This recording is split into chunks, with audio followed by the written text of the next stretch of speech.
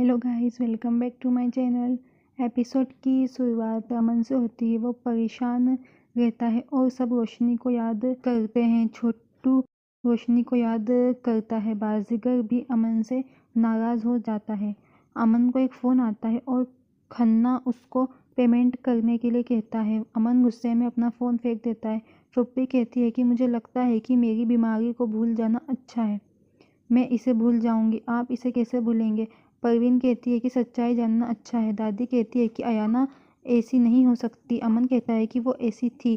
अब आपको क्या सबूत चाहिए? परवीन कहती है कि हम उससे क्या उम्मीद कर सकते हैं। अमन रोशनी को उसे और बाजीगर को बचाने की याद दिलाता है। दादी कहती है कि अयाना ने घर छोड़ दिया। लाल चांद की रात आ रही है। अमन अभी भी खतरे में है।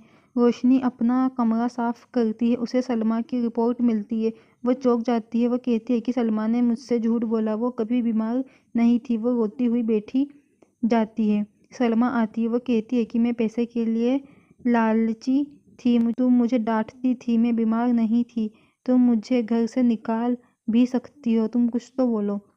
मुझे नहीं पता था कि ऐसा होगा। मुझे माफ़ कर दो। और वो रोती है। परवीन और दादी के बीच बात होती है। सलमा वहाँ अमन से बात करने आती है और कहती है कि मैं रोशनी की माँ हूँ। परवीन ने उसका अपमान किया। सलमा कहती है कि तुम अब मेरे रिलेटिव हो। क्या इससे तुम्हें दुख हुआ? तुमने जबरन रिश्ता क्यों बनाया? अमन को बुलाओ। वो मेरा सच देख सकता है, लेकिन रोशनी का अच्छा दिल नहीं। मैं उससे मिले बिना नहीं जाऊंगी। परवीन उसे जाने के लिए कहती है। वो अमन चिल्लाती है। अमन आता है और कहता है कि मैं यहाँ हूँ। तुम यहाँ क्यों आए? वो कहती है कि आपको लगता है कि रोशनी आपके लायक नहीं है। आप उसके लायक नहीं है। आपने उसे अपने स्वार्थ के लिए यूज़ किया। आपने उसका दिल तोड़ा और वो हमेशा आपके पास आई। आप जानते हैं क्यों? वो कहता है हाँ, पैसे के लिए। वो कहती है कि उसने कभी पैसे के लिए कुछ नहीं किया। उसने प्यार के लिए किया। शायद वो तुमसे प्यार करती है। अमन और सब चौंक जाते हैं। अमन पूछता है कि तुम्हारा क्या मतलब है? परवीन कुछ नहीं कहती। रोशनी जैसी लड़कियां प्यार का मतलब नहीं जानती। सलमा कहती है कि ये प्यार जानती है। वो सबसे अच्छी लड़की है, लेकिन उसकी किस्मत खराब है। उसे तुम्हारे जैसा पति और मेरे जैसी माँ मिली। वो लड़खड़ाती है। सब उसे पकड़ते हैं। सलमा कहती है कि उसे नहीं पता था कि समीर शादीशुदा है और उसका एक बच्चा है। उसे नहीं पता था कि मैंने समीर से पैसे लिए हैं। उसे नहीं पता था कि मैंने बीमारी का नाटक किया। वो एमएलए के समारोह में डांस नहीं करना चाहती थी। मैं उससे झूठ बोली कि उसे हमें बेघर होने से बचाना है, इसलिए वो नाचने चली गई। मैंने हमेशा उसके साथ गलत किया है। मैंने उसे चोट पहुंचाई है, लेकिन तुमने उसे तोड़ दिया है। ऊपर वाला तुम्हें कभी माफ़ नहीं करेंगे। दादी कहती है कि हमने हमेशा उसे प्यार और सम्मान दिया। जब उसने कैसे इसे विश्वास किया? एक्सेप्ट किया, रोशनी ने सलमा कुछ भी पूछती है बुरा कि नहीं क्या किया। आप उसने सहमत आपसे है? झूठ आपने बोला। दुनिया वो देखी है। हमेशा सबको बचाने के लिए झूठ बोलती है। मैंने उसे पाला है। उसने मुझे बचाने के लिए हमेशा झूठ बोला है। वो मेरे खिलाफ एक शब्द भी नहीं सुन सकती। मैंने उसकी अच्छाई का फ़ायदा उठाया। अमन पूछता है कि तुम्हारा क्या मतलब है? तुमने उसे पाला?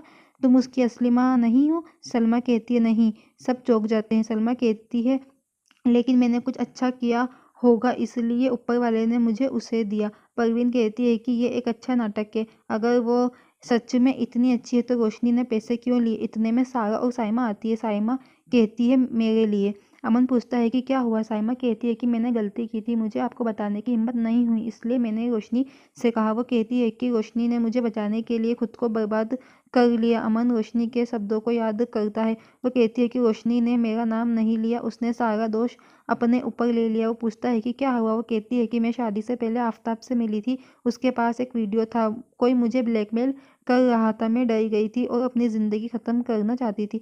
अमन चौंक जाता है और उसे गले लगाता है। सारा कहती है कि हमें नहीं पता था कि रोशनी ने ब्लैकमेलर को पैसे देने के लिए ब्लैंक चेक का यूज़ किया है। हमें नहीं पता था कि ब्लैकमेलर समीर है।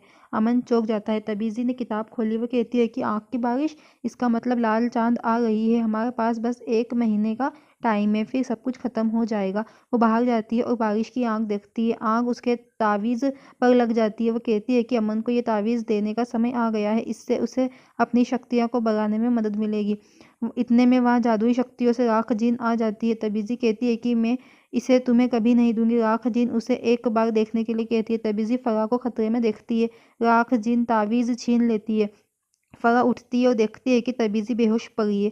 वो चौंक जाती है और उसके पास दौड़ती है। राख जीन तावीज़ पहनती है उसका कहना है कि समय कम और काम ज़्यादा है, वो चल जाती है। वो उसकी प्रतिक्रिया बनाती है और उन्हें काम पर ले जाती है।